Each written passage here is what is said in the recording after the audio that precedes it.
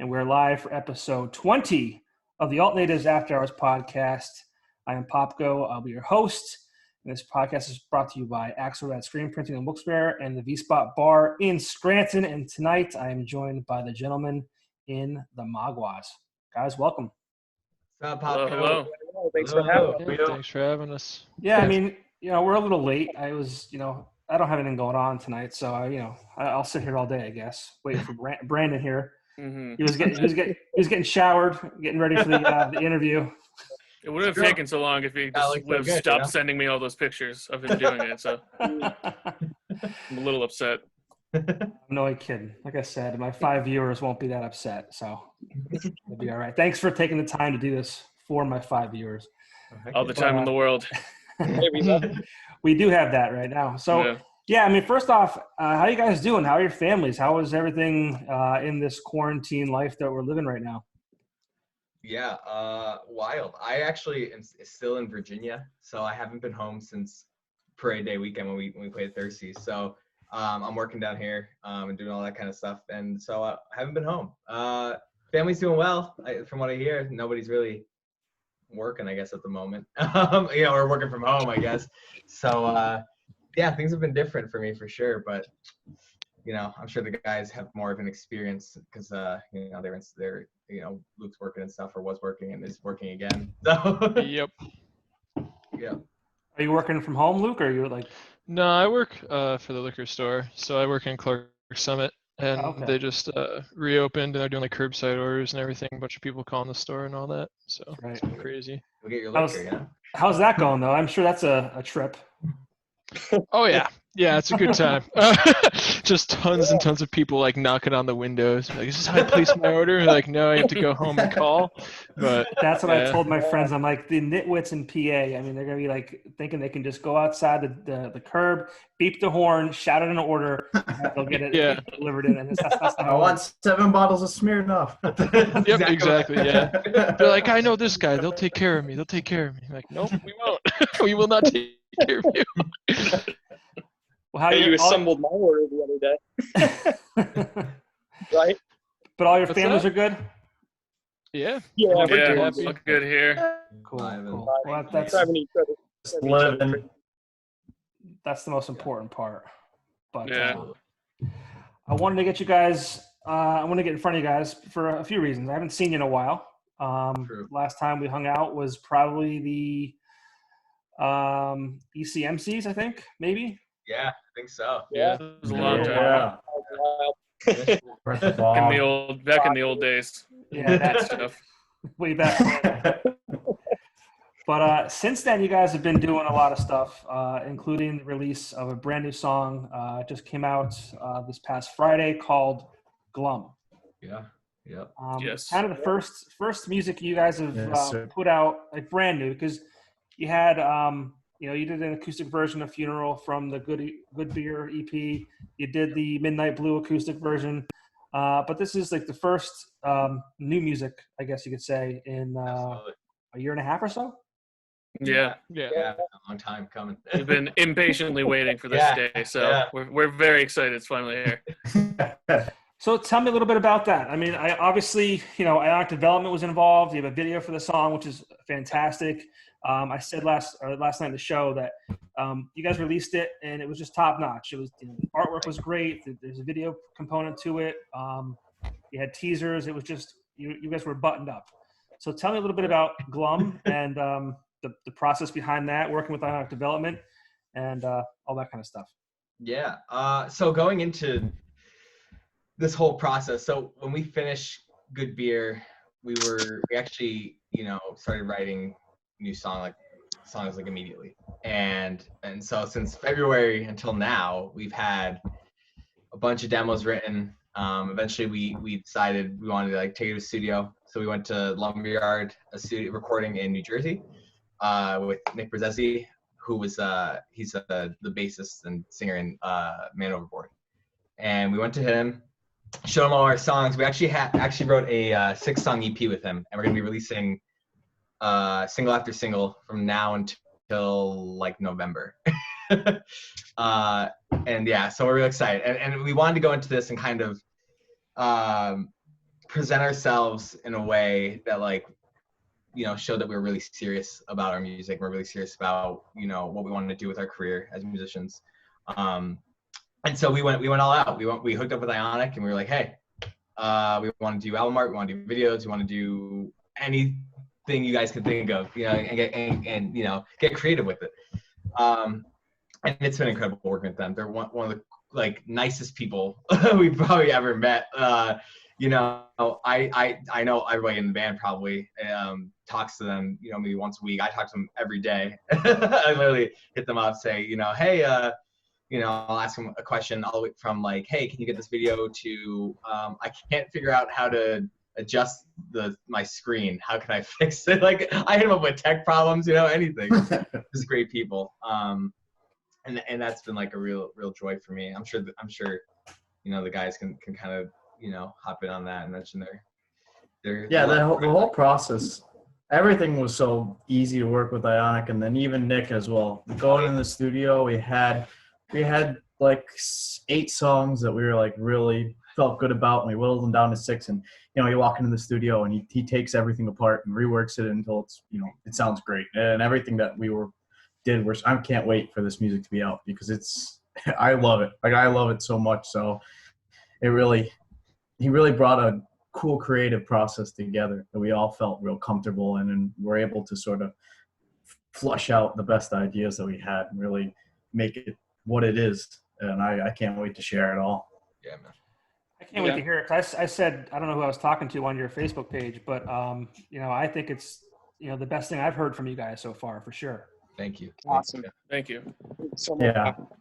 Appreciate it. Yeah, I think Go ahead. one thing that's been weird for us, like the past year or so, I mean, we put out Good Beer and we wrote a lot of songs, and you know, it really just came down to like, when can we actually do this? When can we get to the studio? When do we all have time? When can we start releasing the music? So we're really excited, especially because it's definitely, we're sort of getting to what we think we are as a band. I think the guys would agree with this. Like, when we wrote Funeral, that was like, I think it was the only song we started from scratch and wrote the whole thing together as a band. And I think that was all of our favorite songs off of Good Beer. And we sort of took that and then just tried to keep growing as much as we could. And I think we're really starting to find our sound. So we're really excited for everybody else to see it. Yeah, I think like the thing is, like, we're now building who the Maguas are as a sound. Like, Good Beer was more of a collection of all of us as an artist coming together, but this is more like the sound that we actually want the band to sound like from here on out. And not that it's different from what we wrote before, but it's more polished, I'd say. Yeah, for sure. Definitely. So are you guys going to just keep releasing the music, or are you guys going to put like an EP out after the fact, or how is that going to work? Because obviously the music landscape is not only different prior to, you know, March, so to speak, but even more different now than ever before. Yeah. So is that the plan, or? So for us, our plan, it's interesting. We like to follow a lot of music trends. We like to follow a lot of, you know, we try to keep up to date with how things are being perceived and how listeners, fans, music lovers are taking in music, you know, and we're trying to be ahead of the curve in that sense. So for example, I don't know if necessarily Chainsmokers started the idea, but they get a lot of like recognition for it, is like waterfall releasing. So like for us, like taking the EP and doing, okay, we're going to put out Glum, and then we're going to put out another single in a certain amount of time, and so on and so forth. As you do that, essentially what we're planning to do is have it be like the 2 singles will come out, and when the 3rd single comes out, you'll have like a 3-song type EP deal when you go to like stream our music. So it eventually starts building on itself. And by the time the 6th song comes out, we have a full 6-song EP. And that kind of deal. It's kind of unique. It's a little different. But the way that consumers are listening to music now, it's very rare that someone will go, oh, this new album came out, I'm going to go listen to the whole thing. Especially for an up-and-coming band like us. You know, I know Dance Gavin Dance just put out an album, and I'm sure all of their fans probably listen to the whole thing. You know what I mean? But they're established. Right. So for a smaller band who's trying to break into the music scene, I think you kind of have to take on those new, tactics and see, will this work? Let's give it a shot. Yeah, I mean, like, as you're going along, I think it serves two purposes almost. Like, as people are following along, they feel like they're a part of something because they're getting it. If they're here now, they're getting it every month, and they have something to look forward to. Every month, they're going to be listening to a new song, and they're going to be, following along with us as we start to grow. And then people who are coming back, let's say in a couple months, we have all 6 songs out, and we're going on to our next project. People are going to be able to go back, and now there's a 6-song EP there. So if they want to listen to the whole album at that point, they can listen to it, in full and sort of get the whole picture instead. But so it's a little bit of both, where like we're giving you an album, we're giving you a full EP, but we're also, you can follow along with us if you're here right now. Mm-hmm. Yeah, and it keeps you guys top of mind too. I mean, every month or so, you guys are putting out new stuff, which that's the way it has to be now. I think people, you're not the Foo Fighters, and exactly. you put out if they put out an album, we're gonna buy it, we're gonna listen to it front to back. But unfortunately, I always say, like, I don't think there will ever be a band like the Foo Fighters and Pearl Jam and things like that where you would go out and buy the record. I just don't. This is a cool copy. Yeah. I just look at the way I listen to music. I can't even tell you the last time I listened to a full album. Honestly, as bad as it is to say. It's your generation too. Like, I'm a little older than you guys, so I mean, I still do that to an extent. Even when I'm streaming it, I still listen to it front to back. Back in the day, I think bands put together albums, with songs in order for it was meant to be that way. Now it's not like that so much. So Mm-hmm. And I do think that even though we're releasing it in a waterfall fashion, I do think that there's an order to our songs too. Like, there's a definite finisher in our album, and there's a definite flow to the album. So if you're listening in November when the whole thing's released as an EP, it's, you're listening to it and it's going to flow like an album. I listen to a bunch of albums. I like to put on a CD and listen to the full thing. And I think we all had an idea that we wanted it to flow like that. Mm-hmm. So I think it will flow like that. We have a definite, structure to the album. Yeah, it's definitely, like, I think for us, and a lot of like storyboarding, I guess, is kind of how I would describe it. Like, for a lot of the songs that, like, lyrically, sometimes I'll write some of the lyrics for songs and stuff. And when I'm writing a lyrical piece, like parts of songs, and then adding more songs to our catalog, I always try and think, okay, like, how can I make this story somewhat connect to what we've said before?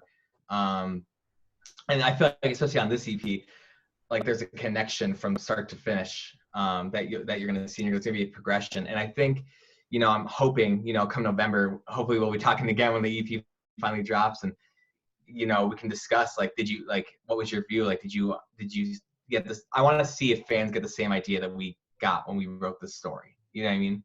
Mm-hmm. And I think that I think we're doing it in multiple ways. I think you're going to see some really cool stuff from us with the storyline of the music videos. I think you're going to see some really cool stuff with the storyline of our album art. And I hope that, fans and people who are checking us out, like, kind of catch on and kind of start seeing, like, oh, this is more than just, like, a really cool picture. This is more than just a really cool video. Like, it starts to connect in a very, unique way. Yeah, and you guys, I'm happy with what you said, that you wanted to show people that you guys are serious about this, because, and I saw that right out of the gate with this new stuff. Mm-hmm. Just the way it was released, just the way it was done, and who you contacted to work with. I mean, obviously, I think it's top notch. And congrats! It's a great song. Thank you very much. Thank you. Limited cursing, which is good, so that I can play it on the radio. Yeah. Kept that in mind. The whole S word. Yeah. We had to get rid of that, but it happens. It wouldn't be the first time. Is it the only expletive? Yeah, it is. It might be. On the album, I believe that it's the only album on the album. Yeah. Wow. How about that? Yeah. We kept it really cleaning up here. We're cleaning up our act. We're growing up. Not at all. Well, before Brendan got here, I think that's what we were talking about, how you guys curse too much in songs. So yeah. According to our mothers. Of our mothers. God bless them. Yeah. So obviously the landscape is almost unknown. I mean, I don't know when we're going to get out of our homes. Hopefully it's sooner than later. They're talking about, May 8th as a starting point to kind of open up the state. Obviously that's going to be slow in certain areas. And I just, what do you guys think about the whole scene, post COVID-19? I mean, I know what I think, and I know what I've, know from talking to people. And I mean, I don't know anything because no one does. But I mean, what are your thoughts about coming out of this? I guess my biggest worry, and I think about this often, is like a lot of people have asked, like, and I keep in contact with a lot of bands from like all over, and their biggest worry is like, oh, we want to schedule a tour for like July, or we want to schedule a tour for August, and we don't even know if when things open back up per se that the venues that might have been able to pick up up and coming bands will still even be there, because I understand like times have been really hard, and for example, if you're a venue that doesn't serve food, and you can't do curbside during this time, or you can't sell like to-go packs of beer and stuff, I understand it's probably a very difficult time for those business owners, and I don't know what the stimulus for that looks like for them. So I'm a little worried in terms of that, in terms of like what is going to be available to artists, in terms of like when things are back to normal, quote unquote. And I have a personal feeling that things probably in the world in general will never really be the same after COVID, which is kind of like a weird way to look at it. I just think there's a lot of learning, hopefully, that is going to come out of this, and a lot of, I don't know, hopeful growth from some parties. But I don't know. I'm hesitant to really believe that things are gonna be opening up per se. I think it's confusing. I don't know. Everything that I've heard about it is so different, especially being in Virginia, I have to literally ask the band, like, what's happening in Pennsylvania, because it's very different here. Because we haven't really had our peak yet. So stuff that you guys were probably doing 2 weeks ago, we're just getting to now. So when you think about that in a, broader spectrum in terms of like bands, just because that's what we do, like touring, like, okay, like Pennsylvania might be opening back up, but what about New Jersey, or what about Virginia? What about, like it's really, I don't know, it's still so ambiguous to me. Yeah, and I mean, we had like some mini tours set up, like we're gonna go for like week-long things or weekend things, and now they're sort of put on the back burner because we were supposed to go through Virginia and South Carolina and then into New Jersey, and now that's just not gonna happen. We're supposed to be getting ready for it right now. Yeah, and it's tough, but I think the nice thing is when things start to come back to some semblance of normalcy, people are gonna be so like eager to get out and see live music. I know I am dying to go and see a band right now. So hopefully that, fan bases are more ravenous. They're ready to, accept going out to a bar and enjoying themselves at a live music, venue. For sure. Yeah. I definitely think that that's the case, but I'm also worried about people still being afraid. Like, I mean, everything about music and concerts is about being packed in with people, and you're all like dancing and jumping around, and like that's the entire basis of a good show. Like, if you take a show where people are spilling drinks on each other and packed in tight, or a show where people are 6 feet apart, like just hanging out, like most cases, the other one's going to be a better show. And so I'm worried about people just being afraid to be in that environment again, whether it's for even if we open up in August or September, whether that happens and it happens for the rest of the year, or even stays a little bit for some people forever. Yeah. I guess that's kind of my concern is, I talk to a lot of people and they say that they think that people are going to want to go out, like Dalton said. And we have about 10 more minutes left because I just got the notification. But I mean, I hope that's the case, but I also worry that, we live in a society right now that, and I don't know if you guys have seen it, but trying to get people to come out to a show has not been the easiest thing to do. So now we're being told, like, stay home, stay in your homes. And we have access to all this information and doing stuff like this. And there's a lot of artists that are doing live streams and things like that. So, I mean, are we going to be pushed to, further into our homes and consume things from our computers even more than before? I don't know. I hope not, but yeah, it's a concern that I have. Yeah, I hope not, because I think that there's nothing better than being at a show and experiencing it live. Yeah. Everything's just completely different. It's a different experience overall. I mean, I could watch as many shows of the Wonder Years on YouTube as physically possible, and it doesn't compare to like actually going to the show. yeah. Yeah. That's fair. No, I agree 100%. I hope it's sooner than later, but unfortunately it's not as if, there was a pause button that was hit and then, we hit play and June, July, or August, and it just goes back to normal. It's gonna be different for a little while. And I guess we'll see what happens. You just have to kind of adapt and kind of ride the wave, I guess. Yeah. It's a good time to follow a band with new music coming out. Yes, that's true. That's a Like fantastic idea. Who could you ever be? Like who's the Maguas. Well, really quick too, I want to touch a little bit on Matt's endeavor. He's put out a 2-song split EP with Luke Seeley from Paladin's Death and Flowers for You. I thought maybe Matt's like, hell with these guys. I'm going on doing my own thing. Yeah. But Matt, do you want to talk a little bit about that effort there?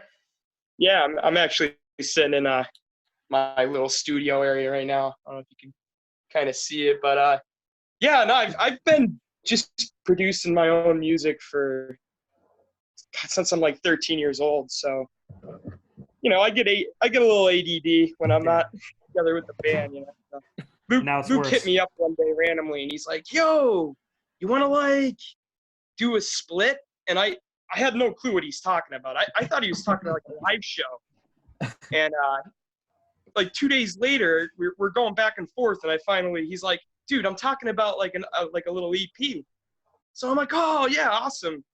So I just wrote 2 songs, sent it over to him. He's like, "Oh, this is fire, man. This is fire."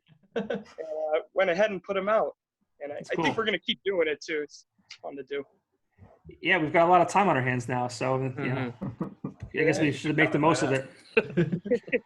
But I do my own stuff too. It's all on Spotify. I don't know if you've heard any of the other ones. But. I have the 2 that you did. I didn't hear anything prior to that though, so I'll have to go check it out. I did not know. It's kind of just like It's a man of many genres. I don't know. I write music I want to listen to. Yeah. Well, I saw you doing a lot of like Instagram shows, so to speak, which was cool. That was it Post Malone, I think you covered. Oh yeah. Oh yeah. Every Saturday I live stream. Did you guys see what he did? Yeah. Oh yeah, we're tuning in. We're well aware. Love tuning in to see Mr. Jenkins play on the acoustic guitar. That's great. Beer in hand. Beer in hand. Cool. We all just have a few drinks, get a little crazy. Play some songs. Yeah. It's fun. That's good stuff, guys. Thanks again for taking the time. I do appreciate you talking to me tonight. And like I said, I hope we see each other sooner than later. I hope we do the ECMCs again this year. I hope that's a thing. We'll have to go back to the bog and take our picture again. We'll make an annual thing. Oh, there you go. Annual thing. Yeah. Yeah, absolutely. Absolutely. So Yeah, no, thanks for having us. This is good. This is cool, even though it's over Zoom. Life is over Zoom right now. Yeah. We only have 5 minutes and 21 seconds left because Zoom's counting us down. Skype wouldn't do this to us. Maybe I'll just switch. Let's start a war. Yeah, I started doing this like 3 weeks ago just because I was bored and I was like, let's talk to these guys and see what people are up to. And it's a double-edged sword here because like you guys and everyone else was just always busy, but now everyone's kind of sitting around doing this. So I was like, all right, well let's get these guys together and maybe I'll upgrade this. Maybe I'll use a different service, but we'll see how long we're in this scenario here. But yeah, hopefully not too long, too much longer. Yeah, hopefully not. But guys, if you're watching this, listening to this, please go stream Glum. It's a new song from the Maguas. It's excellent. Only one curse word in it, so you can just cover the kids' ears for a second if you have children in the room. Yeah, play it for your kids. Have any on the way? Just put those headphones up to the womb. It's a family song. Yeah, it's a family song. I don't know. If I had a kid coming, I would just play a People would Maguas. typically just say like stomach, but I mean you can try to put the headphones to the womb. No, I don't know what you're talking about. Well, you just gotta put it to the womb. You know what I mean? Yeah. It's all good, man. Well, thanks for the laughs. Thanks for the great music. Thanks for, sending it my way to play on the radio. I really do appreciate that a lot. Hopefully people tune in and take advantage of that music and that show. Man, it's a great show. I mean, I try to tune in every week. I just love it. I think you're doing a great job with it. So do I. I'm often surprised. I'm like, oh my gosh, like, whoever, like certain bands, I know, it was a Don't Panic. I didn't really know them until I heard them on your show or whatever. And I was like, oh, this is awesome, like cool. Stuff like that. Like this for us, like discovering new bands or just bands that we've never heard of before from the area. Like that's awesome. I love tuning in and checking out what you got. I really appreciate that. Thank you. And there's so much talent here in this area. It's kind of mind blowing. And I thought I had my finger on the pulse, before I started the show. And I'm so happy that this show exists because I was introduced to so much, including you guys. So it's just been an awesome thing and I always say it's my favorite hour of the work week I don't get paid for. So, there you go. So, all right, guys. Well, thanks again. I really do appreciate it. Hopefully I'll see you soon. Yeah, man. Thank you so much for having us. This is awesome. All right. Take care, guys. Yep. Be safe.